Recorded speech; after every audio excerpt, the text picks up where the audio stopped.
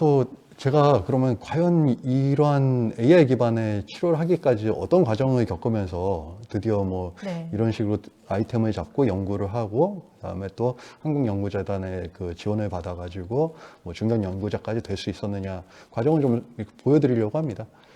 그러니까 사실 2013년, 14년에 우리 재활시장에서 있는 보조기 중에 네. 어떤 것들을 좀 첨단화시킬 수 있을까라는 고민을 되게 많이 했어요. 했더니 사실 논문을 막 찾아보다 보니까 보조기 자체가 효과가 없다는 것들이 좀 내용이 많습니다. 그러면은 일반인들도 쉽게 접할 수 있는 가장 쉬운 보조기 중에서 그나마 효과가 가진 걸 무엇이냐 봤더니 베개더라고요, 베개. 근데 기능성 베개 아마 마트 가셔서 많이 보셨을 겁니다. 이 제품 사야 되는지 저 제품 사야 되는지. 근데 이게 다 공산화돼 있지 않습니까? 이 공산화라는 건 뭐냐면은 뭐 X 라지, 뭐 라지, 네. 미디엄 이런 식으로 그냥 찍어서 그냥 판다는 얘기죠. 네. 근데 과연 이거 건강 위해서 쓰는 건데 이게 맞는 형태일까요? 아니죠.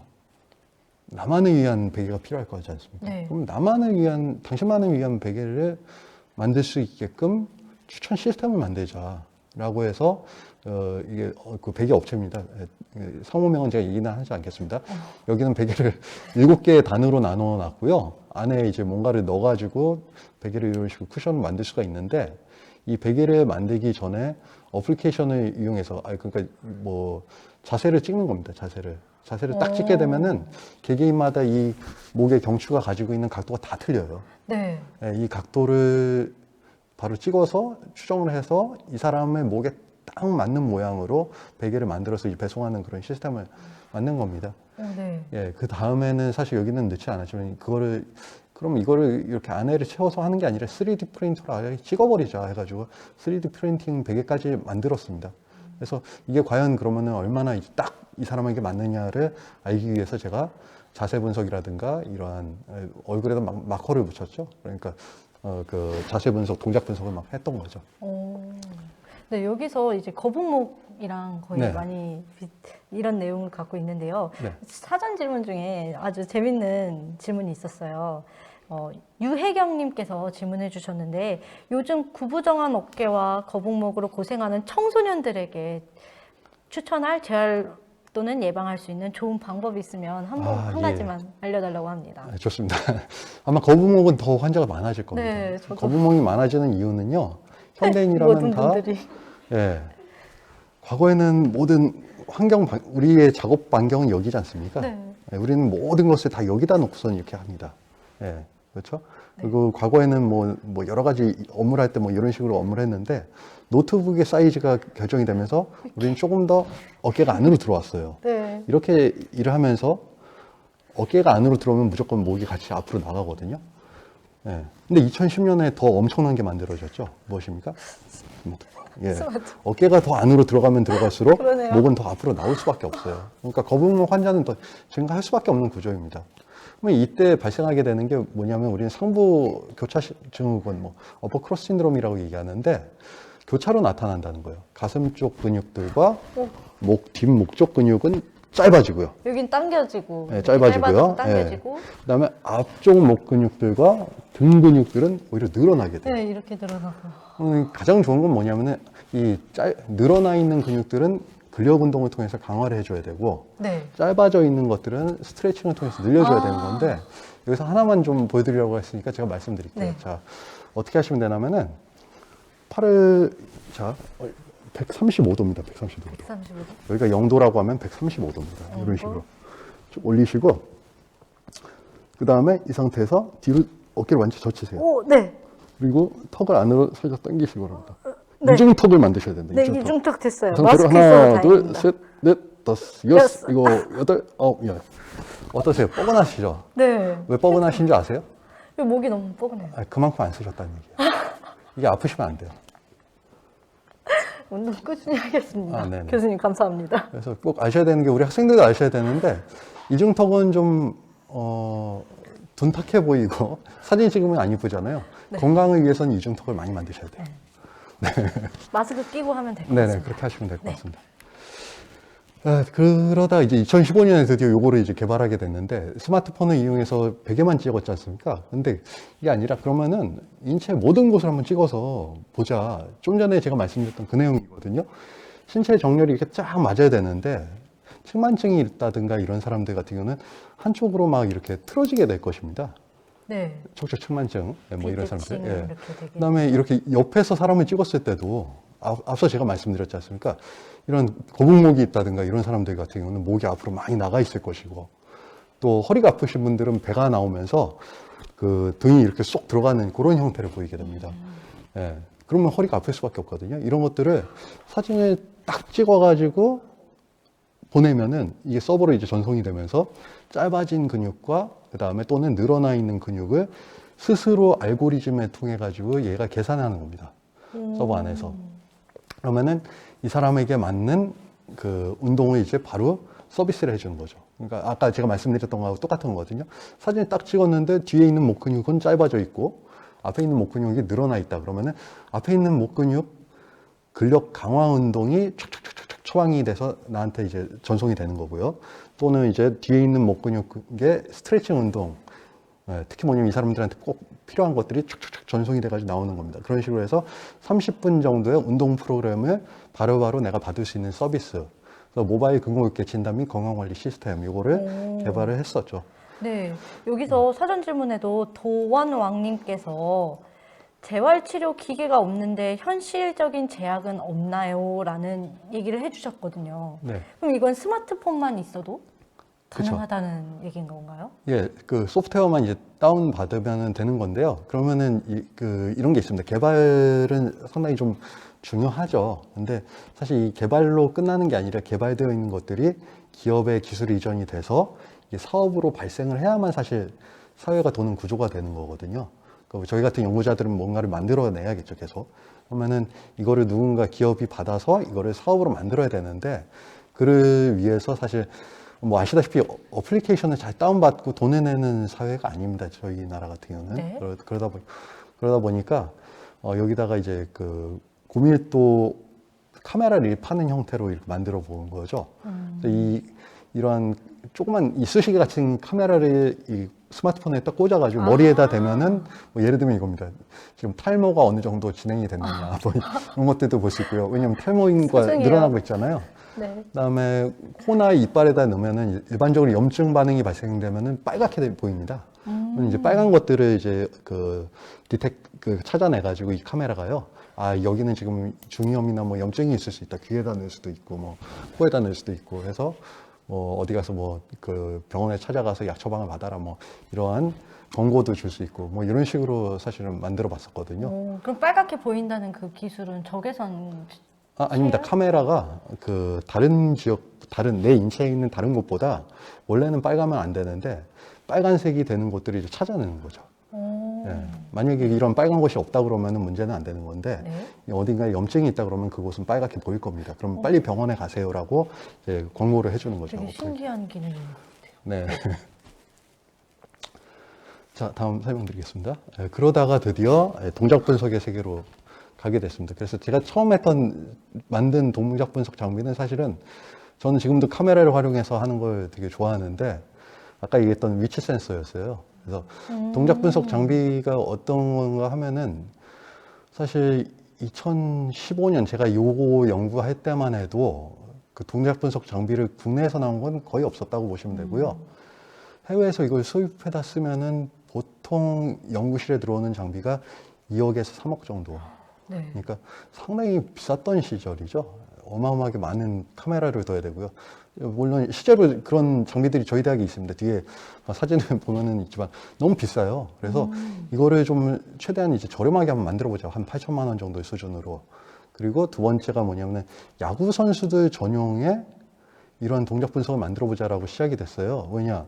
야구 선수들은 어마어마하게 강력한 힘으로 빠르게 공을 던져야 되기 때문에 상당히 빠른 동작이 나타나지 않습니까? 뭐 네. 여기서부터 여기까지 너무 빨리 움직여가니까 카메라가 이거 못 따라오는 거예요. 이 움직임을요. 그래서 아예 몸에다가 슈트로 이렇게 부착을 해가지고 이 사람의 동작 분석을 할 수 있는 그런 장비를 만들자라고 해서 한국형 그 투구 전용 동작 분석 시스템을 만든 바가 있습니다. 그러다 보니까 아예 이제 이 위치 센서 가지고 더 재밌는 걸 한번 만들어 보자 해서 게이트볼과 윷놀이를 접목한 VR 게임기를 2016년에 만들었어요. 이건 뭐냐면은 우리 노인분들 보면은 네. 사실 뭐 골프보다 더 많이 하시는 게 게이트볼이라는 네. 종목이 있어요. 그래서 네. 뭐 이렇게 농촌이나 이런 데 쭉 맞아요. 가면은 게이트장이 동네마다 딱 게이트볼장이 있어요. 있죠. 네, 예. 네. 실제로 제주도에만 해도 그 게이트볼 전용 경기장이라고 해가지고 몇십억을 들여서 이렇게 만드시는 것까지 있습니다. 그러니까 이 게이트볼도 사실 정말 좋지만은 지역사회에서 지자체에서 돈도 많이 들여가지고 이 경기장을 만들어야 되고 또 공간도 많이 필요하고 그 다음에 제일 중요한 거는 비가 오거나 눈이 오면은 네. 그러니까 너무 덥거나 또는 겨울에는 못 한다는 거예요. 꼭 스크린 골프와 같은. 맞습니다. 그래서 스크린 골프 대신 스크린 게이트볼을 만든 거죠. 예, 만든 거죠. 그러면 센서가 어디 있느냐? 다 아닙니다. 이런 데 다 아니고요. 이 센서가 어디 있냐면은 이 방망이 안에 있어요. 이제 위치 스마트- 그럼 예, 센서를 그렇죠. 사용하셨겠네요. 그러니까 다른 데는 뭐 아무것도 없고 이 방망이 안에만 네. 센서가 여러 가지가 있어가지고요. 방망이가 어떻게 움직이느냐에 따라 가지고 이렇게 게이트볼을 할 수가 있는 거죠. 근데 게이트볼만 하면은 너무 재미가 없지 않습니까? 네. 게이트볼 좋아하시는 분들이 있지만은. 근데 사실 노인을 대상으로 한다는 거는 인지를 꼭 생각을 해야 돼요. 왜냐면 치매가 많으시니까. 네. 그래서 이분들이 머리를 쓰면서 이렇게 운동을 하게 하려면 어떻게 할까를 고민하다가 칠 때마다 잘 치면 이제 유시 도개골모가 이렇게 나오는 거예요. 그래서 이 두 가지를 연결해서 제작을 해봤습니다. 네. 사전 질문 중에 요미님하고 홍컴님이 이런 질문을 해주셨어요. 이런 재활치료나 이런 이런 장비 같은 것들이 어르신들이 사용하기 어렵진 않을까요? 이런 얘기가 있었거든요. 예, 그것을 대비하기 위해서 여러 가지 시스템을 넣습니다. 사실 뭐냐면 그게 정말 중요합니다. 사실 이런 거 할 때 가장 기준을 두는 어르신들이 어떤 분들인가 하면 최소한 유튜브를 이렇게 틀어서 시청을 하실 수 있는 분? 근데 요즘 어르신들 같은 경우는 유튜브 많이 보시거든요. 네, 뭐 많이 그 정도까지만 이제 되면은 이제 해결이 될 수 있게끔 만들고 있는데요. 예. 그래서 이 어르신들의 기계는 이렇습니다. 여러분들이 쓰는 기계는 이럴 겁니다. 자, 시작 버튼 눌러주세요. 이렇게 한번 이렇게 딱 그 표시가 뜨면은 그걸 맞춰가지고 이제 시작 버튼을 이렇게 딱 누르는 이런 형태가 될 것입니다. 그런데 어른들 장비 같은 경우는 어떻게 해야 되냐면요. 청각적으로도 자극을 많이 줘야 돼요. 왼쪽 위쪽에 보시면은 시작 버튼이 있습니다. 예, 이 시작 버튼을 눌러주세요. 이런 식으로 얘기하고 그 버튼도 상당히 좀 크게 만들어야 되고요. 그다음에 여러 번 이제 반복해서 그런 내용들을 얘기해 줘야 되는 그런 형태가 있습니다. 그래서 사실 이 디스플레이 자체가 상당히 좀 세련되지 못해도 크게 글자를 크게 만드는 것이 무엇보다도 중요합니다. 슬라이드 그냥 넘겨보실게요. 네. 혹시? 네. 네. 잠시만 기다려주시면 슬라이드가 다음으로 넘어가실 텐데요. 잠깐 장비에 문제가 생겨서 잠시 쉬었다 가도록 하겠습니다. 네. 저 슬라이드 한번 넘겨보시겠어요? 여기서 넘어가니까. 네. 네, 넘어갔습니다. 저 이걸로 확인할게요. 핸드폰으로 확인할게요. 네, 진행하겠습니다. 그래서 드디어 이제 그러고 나서 만들어진 게 이 유인케어라는 시스템이죠. 그러니까 AI 기반의 재활 시스템을 이제 만들게 되었고요. 그래서 이 AI 기반의 재활 치료 시스템은 네. 천천히 넘겨주셔야 될 것 같아요. 네. 저쪽 보시면 되겠다. 네네. 네, 요거죠? 네네네. 저걸로. 자, 일단 카메라는 여기 있고요. 네네. 확인체 모니터입니다. 예. 그래서 이제 드디어 이제 실관절 수술 후 전용 동력 분석 텔레리앱 시스템을 개발한다고 얘기했습니다. 그러니까 왜 그러면은 실관절은 이제 무릎을 얘기하는 건데요. 예, 무릎 수술을 포커스를 잡았냐면은 앞서 설명드린 것처럼 우리나라 같은 경우는 병원이 이렇게 가까이 있기 때문에 이제 네. 부축을 받아서 갈 수 있지만은 네. 미국이나 호주 같은 해외 같은 경우는 병원을 가려고 그러면 기본적으로 20km, 30km를 가야 되고 그다음에 땀이 차에 나니까. 앉기 위해서는 무릎이 90도 가까이 구부러져야 돼요. 네. 최소 뭐냐면은 무릎이 60도 이상 구부러지지 않으면 차에 탈 수가 없습니다. 아, 그럼 그럼요. 병원에 이동이 안 되지 않습니까? 네. 게다가 그런 나라 같은 경우는 또 혼자 생활하시는 분들이 많다 보니까 무릎 수술을 했는데 혼자서 운전을 해서 병원에 간다? 이건 사실 말도 안 되는 일이죠. 네. 그래서 이 무릎 수술 후 환자를 타겟으로 잡았고요. 네. 그다음에 텔레리앱이란 건 뭐냐면 원격 의료입니다. 원격 의료. 원격으로. 예, 사실 원격 의료는 우리 대한민국 법으로는 이제 금지되어 있습니다. 네. 그렇다고 이거를 다 손 놓고 있을 수는 없기 때문에 사실 이 원격 의료를 그 테마로 해서 사업을 하시는 분들은 사실 국내에는 별로 없습니다. 왜냐? 법적으로 이제 조촉을 받기 때문에요. 네. 하지만 기술은 이제 개발을 해야 되지 않습니까? 이게 네. 그렇다고 다른 나라에서 다 만들고 있는데 뒤처질 수는 없기 때문에 네.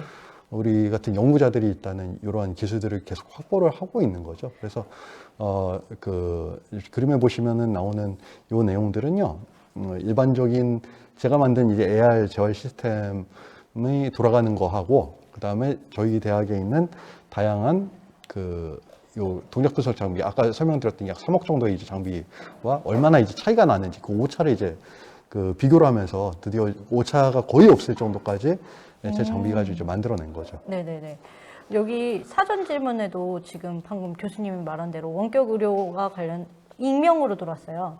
원격 의료와 관련된 법과 제도적인 제한들이 많이 있을 텐데 이런 부분도 지금 풀어가는 방법을 하고 계신 거죠. 예.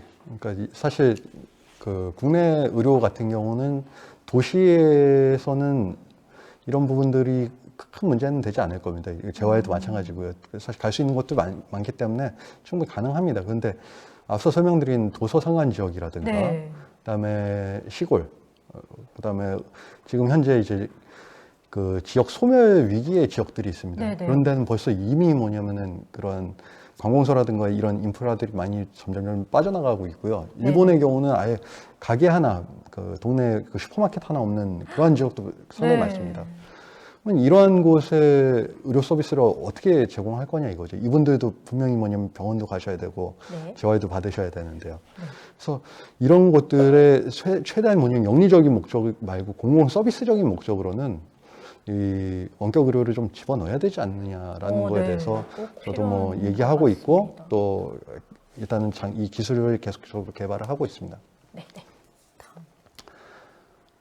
그래서 신뢰도 타당도를 평가를 하기 위해서 저희가 하고 있는 장비와 그 다음에 제가 앞서 설명드린 것처럼 인체의 다양한 이제 관절들을 매칭할 수 있게끔 쭉 가고 있는 겁니다. 예. 네.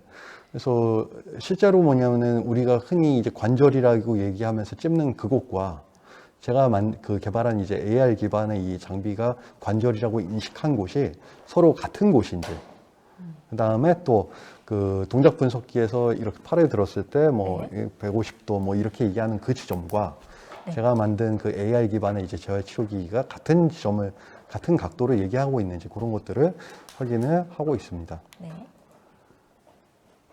잠깐만 조금만 기다렸다가 네. 넘어가요. 그래서 사실 처음 시작 자체가 미국 시장을 위해서 좀 진행하다 보니까 국내에서 이제 사용성 평가도 했지만은 해외에서 좀 이렇게 많은 사용성 평가가 많이 필요하다고 생각이 되었습니다. 그래서 실제로 이제 미국의 캘리포니아에 있는 그 로마리나라는 지역에 가가지고 몇몇 이제 그 물리치료 병원이죠. 재활 병원에 가가지고 해외 환자들을 대상으로 이런 장비가 있으면 어떻겠냐라는 것들을 좀 평가를 했습니다. 그 결과는 상당히 좀 놀랍긴 했는데요.